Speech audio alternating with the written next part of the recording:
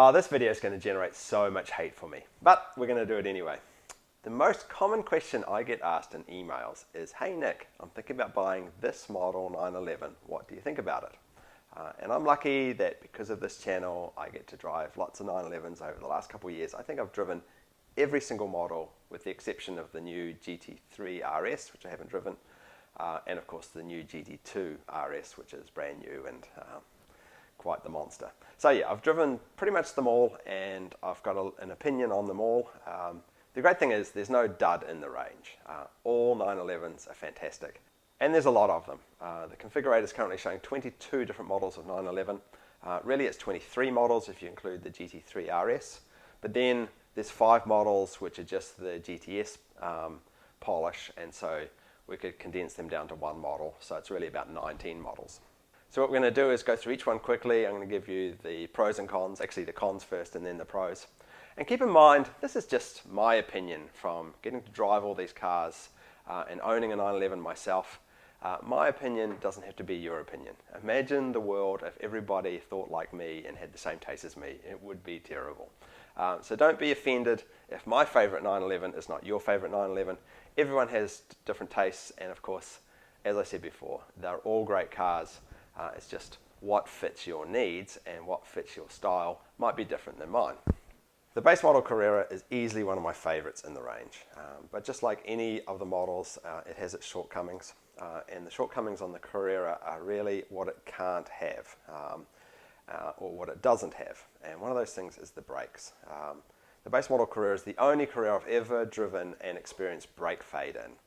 That's not to say the brakes are bad, it's just that I've been on a track and pushed it pretty hard and actually experienced some brake travel which wasn't there before, and that's just because they have it comes standard with the smaller brakes, the 13-inch brakes with the 4 calipers, and you can't upgrade to the larger 6 caliper brakes that you get on the S models. The only thing you can do is get the ceramic brakes if you like. So the brakes are a downside, and the other downside is that it doesn't come with the Porsche torque vectoring, which is a big deal in wetter weather, or if you're pushing the Carrera hard. Just splits the power more evenly between the wheels to the wheel that's got more grip, and really helps you through corners.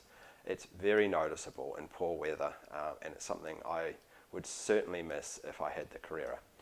But as for the good points, and there are a lot of good points about owning the Carrera. Obviously the biggest one is its price point. This is the cheapest 911 you can get your hands on, and it doesn't mean that it's any less fun. In fact, this is one of the most fun 911s to drive.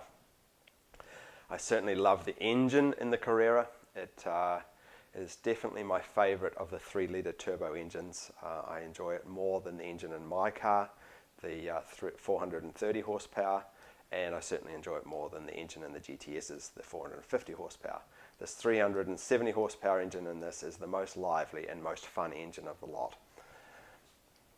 The other things that I like about the Carrera is its clean looks. They are the most beautiful of the 911s, if you ask me. You can get them with the 19-inch wheels, which are a little more comfortable, and you can get them with the oval tailpipes. Not that anyone does. No one gets the oval tailpipes. It's a real shame. I think they look awesome, and I really like the sound that they make. Strangely, I love the sound that the oval tailpipes make. But most Carrera owners, for whatever reason, get the sports exhaust, I think to hide the fact that they've got the base model Carrera. But I'd love to see more owners get the oval exhaust. Not an option on any of the other models, unique to the Carrera. Yeah, the Carrera is just one of the most fun models, and of course you can get it in a manual, and it's the best priced. Onto the Carrera 4, much like the Carrera 2, but just with all-wheel drive, and really the same issues. The brakes not being quite as good as the S model brakes can suffer some fade if you really, really beat on them hard on a track. The Porsche torque vectoring issue is largely mitigated by the fact that this car has got the all-wheel drive, so you're not so reliant on those rear wheels. So you don't have as many problems with the rear wheels letting go because of the four-wheel drive system, so it's less of an issue. The only other downside is, of course, it's all-wheel drive, which is a good thing and a bad thing. The bad thing is, of course, as I've said in some of my videos, is that the all-wheel drive system can make it a little harder to get the rear end out and be a bit of a hooligan if that's what you like doing. But if you like a safe planted 911, the all-wheel drive is the way to go. And of course, if you're like me and you live in an area where there's terribly adverse weather 6 months of the year, then the all-wheel drive is very nice to have. The all-wheel drive certainly makes driving a 911 a safer exercise. The other advantages of the Carrera 4, of course, is you get the wide body rear end, which we all like, with a little light on the back. But yeah, it's once again, it's the lowest priced all-wheel drive Carrera with the most fun engine, and of course you can get them in manual, and it's pretty much all anyone ever needs, and I absolutely adore the shape. It's such a beautiful car, and of course you can once again get it with the tailpipes that I like. So onto the Carrera S, and a lot of people write to me about the Carrera S and say the following. They say, hey Nick, is it worth the extra money for the extra 50 horsepower of the Carrera S? And I say, actually, the extra money is not worth it for the 50 horsepower because, well, a little bit of extra horsepower is nice. It's worth it for all the other stuff you get with the S package, namely the better brakes, the bigger wheels, the Porsche torque vectoring. That's what's worth the extra money. That's what makes this car special over the standard Carrera. And really, I can't think of any downsides to having the Carrera S. To me, it is the near perfect car within the range. I absolutely adore its looks. It is the ideal uncluttered shape. It is just perfection in a 911 in my eye. And really, my only criticism of the S is that it can't be had with the wide-bodied rear end. But that's a very minor niggle, and you know, I just love the S, and I love getting to drive the S, and its rather tail-heavy rear end is always a joy to behold if you're willing to take the risk of getting the rear end of a 911 out a little. Onto the 4S. This of course is the car that I own, so it's going to be at the top of my list as well. You know, really the only downside to the 4S is that, for me at least, in dry conditions, I find the rear-wheel drive cars a little bit more fun to drive than the all-wheel drive cars. They just let loose a little sooner and a little easier. But otherwise, it is perfection to me. I love the look of the 4S. I love the way they drive. They're an uncluttered body style that I adore. Once again, available manual. Once again, not too powerful. Just the perfect car in many ways to me, and I really can't think of too many downsides to having the 4S. Certainly there are many upsides obviously with the S models. Once again, you get all the nice S bits and pieces, the brakes, the torque vectoring. But yes, obviously this is the model I have, so obviously I am going to rate this model very highly. But even if I step back and try and be unbiased, you know, I just adore the look of the 4S with its wide body rear end. It's just a beautifully proportioned car in so many ways, and of course still low down in the price range of the 911s. Onto the Cabriolet model. There's a Cabriolet variant in all of the different models. We're not going to repeat for each of these, so I'll just condense it down to one Cabriolet. The downside of having the Cabriolet really is that it adds a little bit of weight, which isn't that noticeable, so not really a big deal. And the other thing is that it does prevent you from going on some racetracks. Some racetracks don't allow convertibles for safety reasons. But for the bulk of tracks I've seen Cabriolets on there, you can take a Cabriolet on the Nürburgring, for example. But the advantages of the Cabriolet are many. Obviously, you're getting two cars in one. The top is a soft top, but it's a high quality piece. It really blocks out all the sound. It really feels firm to touch. Yeah, they're beautiful. I've never considered owning one myself because I'm not really much of a top-down guy, but if I was going to buy a Cabriolet, I'd certainly be happy to get a 911 Cabriolet. They are pretty gorgeous, and the top works really well. It blocks the wind well. There's really no downsides. I love the Cabriolet. Adds a little bit of price, obviously, but if you're a top-down type of person, certainly consider the Cabriolet. It is awesome, and it looks so cool. Onto the Targa. The only real downside I can think of to owning the Targa is that it is the only model in the range that is affected by the center of gravity being raised because of the weight of the top. This is a pretty minor niggle though, because unless you're driving another Model 911 back to back with the Targa, you'd probably never notice. But yes, I've driven Targas on the racetrack and I definitely notice. I definitely notice the way the Targa rolls into corners more than other models do. But as I said, you'd have to drive one back to back with another 911 to really notice it. Just out on the highway, and I drove one on the Autobahn when I was in Germany, you'd never really notice the extra weight. The first of many advantages to having the Targa is that they sell the fewest of any of the models outside of the limited edition models. And the advantage of that is that they actually hold their price better than any other 911. So from an investment point of view, the Targa is the one to go for. The second being that they're just a gorgeous shape and a beautiful car and just a beautifully engineered top. If you're into open air driving, this is certainly a very tempting model to go for. Everybody seems to love the Targa shape. And when I've driven the Targa, I've been very impressed with how much fun they are to drive. And while the Targa may be a little harder to get discounts on because it's hard to find allocations for them in dealerships, you get the money back in the end, as I said, when you go to sell them and find that they're worth more than other 911s. Next, onto the GTS, and it's probably no secret that the GTS is the only model in the lineup that I'm a bit meh about. And the reason for that is, to me, the GTS is nothing special. Every other model in the range has some unique engineering that went into it that makes it special within the range. The GTS is really the only package model within the range. That is to say, there's nothing unique about it. It's all just options to the greater part that have been put together as a model called the GTS. For the most part, apart from some GTS badging, you could build a GTS out of, say, a Carrera 4 just by ticking options. So that's what makes it, to me, nothing special. The other thing that makes it not that special to me is that all of those options, of course, are options that I'm pretty indifferent to. Center lock wheels are just a giant pain in the ass. The Aero Kit front fascia just makes the car scrape a lot more. Alcantara interiors, well, we all know my thoughts on Alcantara. The list goes on. There's nothing about the GTS package that I would personally pick. But that's not to say that the GTS package isn't right for you. It's obviously, because everyone's buying the GTS at the moment, I'm in the minority when it comes to my thoughts about these options. So the GTS is a very attractive package for a lot of people.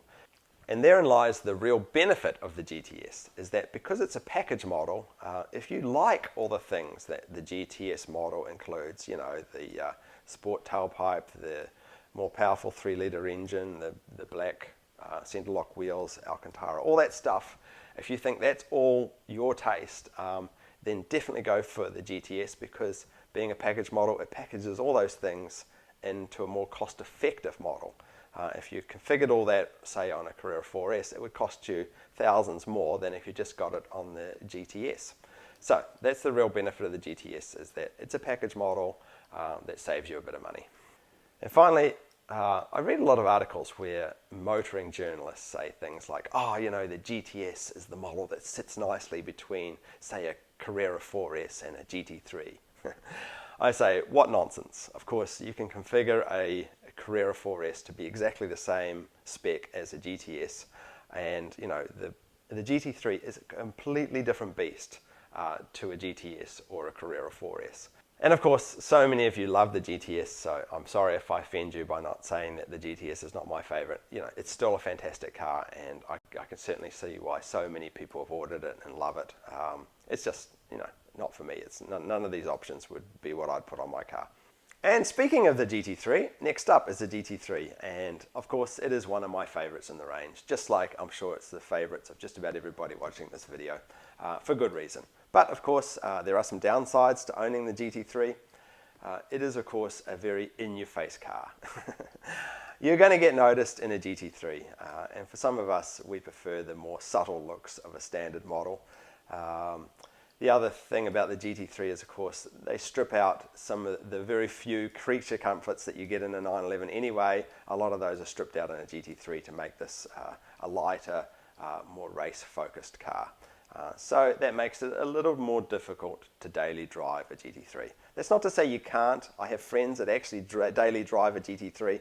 I'm not saying that they enjoy it. When they get on the open road, sure, they love that sound and everything, but yeah, you always have to be so careful about every driveway, every hill you go up, that you don't scrape the front. The interior is noisier, the seats don't exactly fit everybody, especially if you get the bucket seats.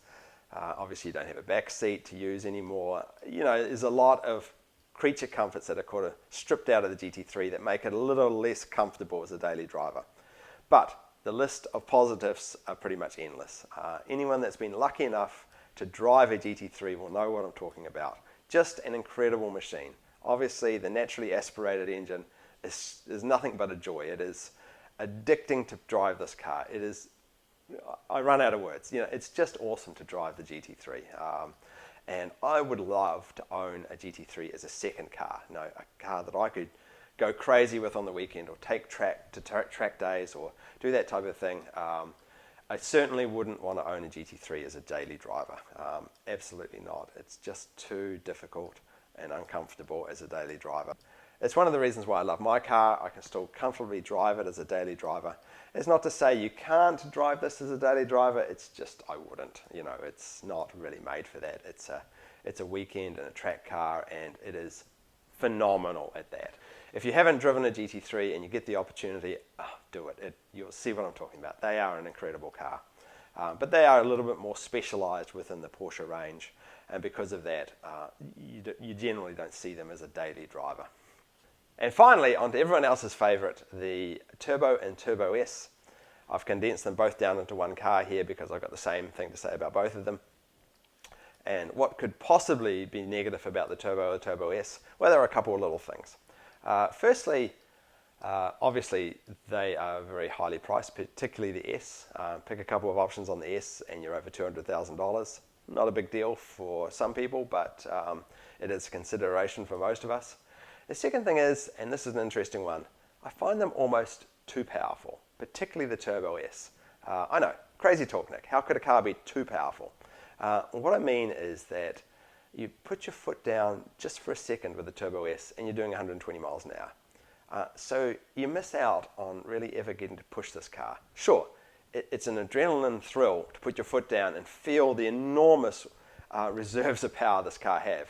But once you've done that a couple of times, they're almost boring to drive in comparison to the other 911 models because you never get to push them past 50 or 60% in most circumstances on most roads here in the US. I know, it sounds odd, but yeah, that's been my experience, is that as capable these cars are, and they are, you know, any idiot can get into a Turbo S and do 200 miles an hour, no sweat. They are the most amazing performance car for simplicity of getting performance and getting speed out of them. Incredible. But the downside is that they are so incredible that they're almost too easy to drive fast, and it takes some of the thrill and joy out of getting to push a car or go through its gears, or, you know, really having to think forward. You know, you just put your gas down, put the foot on the gas, and off you go. So I know that sounds strange, but certainly if I lived over in Europe, I'd love to have a Turbo or Turbo S, because that's where you really get to open them up. You don't get to open cars up so much here in the US, so kind of the Turbo and the Turbo S are a little bit wasted. So the only other niggly downside to the Turbo and the Turbo S is a couple of odd styling choices they made with this 992 generation. The first one being the way the engine cover grille is designed. Something is odd about this part here. It just does not look right. How it's backwards and sort of misshapen on the rear end. If they'd just left this bit here off, it would have looked so much better. The other one is the front running lights. These here, they look all right on the configurator here, but when you see them in real life, there's something just off. You know, they haven't got them quite centered correctly. They're kind of slope in the wrong direction. They're a little bit too high. There's something about them that just doesn't look quite right when you see them in real life. I don't know what it is. So yes, something strange. The 991.1 Turbo and Turbo S, I think, is a better looking car than the 991.2, just because of these little odd styling mistakes. Maybe that's just me.